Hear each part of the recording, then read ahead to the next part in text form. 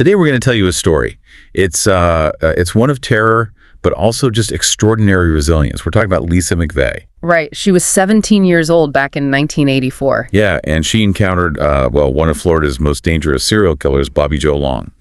And somehow, she not only survived, she stopped him. It's an incredible story. But to really get why her survival was so remarkable, you kind of need to know what her life was like before that night. It was bleak.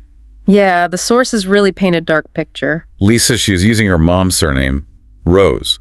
Then had already been through years of awful trauma, physical abuse from her mother, and then for 3 years, sexual abuse by her grandmother's boyfriend. Just terrible circumstances for a teenager. It was so bad that on that night, November 3rd, 1984, she was actually cycling home from a really long shift at Krispy Kreme, planning to end her own life. She felt like that was her only way out. Exactly. She thought death was the only relief she could find. And all this personal anguish was happening while the whole Tampa area was gripped by fear.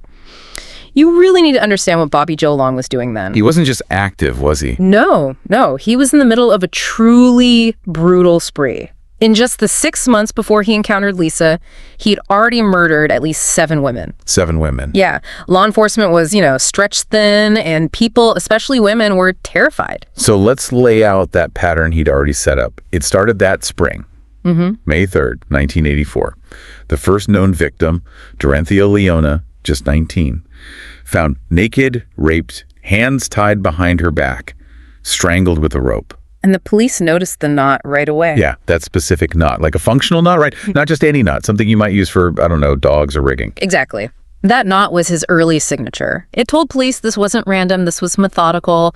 The person might have some kind of specialized skill or job background, maybe maritime, maybe something else where that knot was common. Okay, so that's victim 1. Then just a few weeks later, May 27th, Michelle Denise Lee, 22 years old, found miles away, but... Same MO. Raped, strangled, clothes scattered. Right. But this time, the police found something tiny but huge, a little red fiber, like from carpet, on her body. A crucial piece of forensic evidence, even if they didn't know its full significance yet. Then things really picked up. June saw 2 more victims, Elizabeth Lou Draza, 22, and Vicky Marie Wheat, 21. The pattern was undeniable now. And then September, October, 3 more women found dead. Chanel Williams, Claudette Denfield, Kimberly Dye. So that's 7 confirmed kills in just 6 months. The panic was just immense by then. The method was so consistent, the binding, the rape, that specific knot for strangulation, it screamed serial killer. A single offender. Absolutely. And he was escalating. Finding him was a race against the clock. Every day felt like another potential victim was at risk. Okay, so that's the terrifying situation Long had created.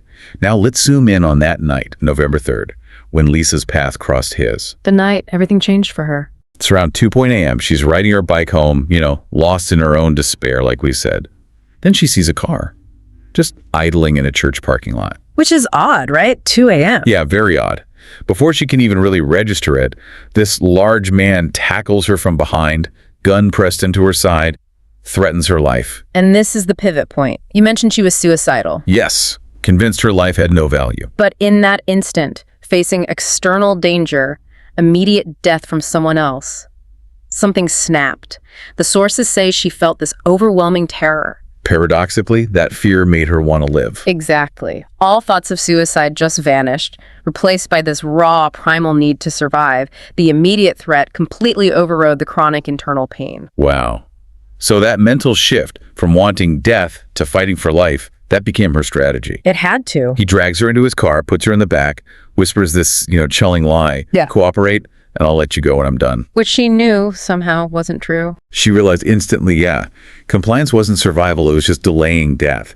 She had to switch modes from victim to almost a detective. Using those coping skills she'd learned from years of trauma, hypervigilance. Yes, constantly assessing danger. She had to gather intelligence, cold, hard facts. And it's fascinating how she compartmentalized. She needed info, but couldn't let him know what she was doing. First up, the blindfold. Right, the blindfold. It was tight. So she did something brilliant, just like improvise. Yeah. She forced the biggest, tightest smile she could. Stretched the fabric. Shoving in a gap. Exactly. When she relaxed, a tiny gap opened underneath. Right. Just enough to look down. Incredible presence of mind. And through that tiny gap, she starts cataloging details. The car, Red, kind of sporty, maybe a race car look, white interior. Okay. And then she sees the word Magnum, and crucially, she spots the red carpet fibers inside the car. The same color fibers found on earlier victims, though she wouldn't know that connection yet. No, but she logged it. And then when he took her to an apartment, she noted the smell, fresh paint she kept observing. What else did she notice? Floor was green. She paid attention when he was close. Figured out he was tall, white, left-handed. Left hand, okay. Small ears, short hair, and a mustache, but like recently shaved. You could feel the stubble maybe.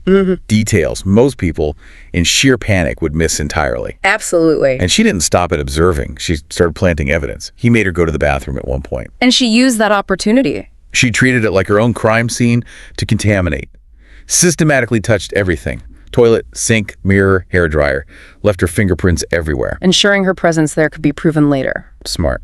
Very smart. And maybe the smartest move of all, forensically speaking, leaving her own DNA in his car. How did she manage that? She took a sanitary napkin she was wearing and pushed it deep into that red carpet in the car. Wow. Ensuring her biological evidence would be found. Linking her directly to that vehicle. She was literally building the case against him while captive. Unbelievable. But it wasn't just physical evidence. She started playing psychological games too. She needed to understand him. Find a weakness. Yeah. She asked him straight up, "Why are you doing this?" And he actually answered. Said his wife had just left him. He revealed a vulnerability? And Lisa grabbed onto it. Didn't fight him physically. Instead, she faked empathy. Suggested they could start a relationship. Playing along? Yeah. She even rubbed his face, like affectionately, but she was really feeling his features again. Confirming the mustache stubble, the ear size, gathering tactile evidence. A terribly dangerous game she was playing. Emotional chess, really. And she added another layer, a sympathetic lie. Said she needed to survive because she had to take care of her sick father. Hitting that vulnerability again, his own sense of family loss. Exactly. It made him hesitate. Gave him a reason, maybe a rationalization not to kill her, which went against his established pattern. She was manipulating her manipulator. And incredibly, after about 26 hours, it worked. He seemed moved by her plea, her story. He decided to let her go. 26 hours. That's an eternity in that situation. But first he needed money.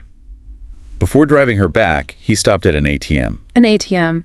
Okay. She's still blindfolded, but she's laser focused, memorizing the location, the sounds, the general time. That detail, the ATM withdrawal, seems small, but... It turned out to be absolutely critical, the key that unlocked everything. Right.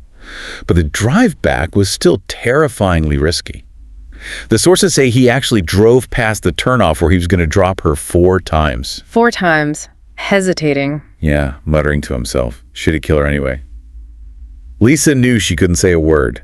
Just stayed silent, absolutely still, buying those last few minutes with total compliance. Holding her breath, basically. Finally, he pulls over near the oak tree where he grabbed her, makes her promise to wait 5 minutes before moving, and then he actually apologizes. Apologizes after everything. Yeah. Then he leaves. She waits the 5 minutes like she promised. Then she just sprints home, expecting safety, relief. But that's not what she found, was it? No. Just more trauma, heartbreakingly. Her grandmother and the boyfriend who had abused her, they didn't believe her. Accused her of lying, of running away. Oh, that's just devastating after surviving that ordeal. Yeah. It wasn't until the police got involved, listened to her incredibly detailed account, that things started moving. Man, her details were gold. Absolutely. Police took her info, the red Magnum car, that specific ATM location, the time window she gave them. And they cross-referenced it. Yeah, exactly. Owners of that car model who used that ATM around that time. Yeah. And one name popped up, Bobby Joe Long. Bingo.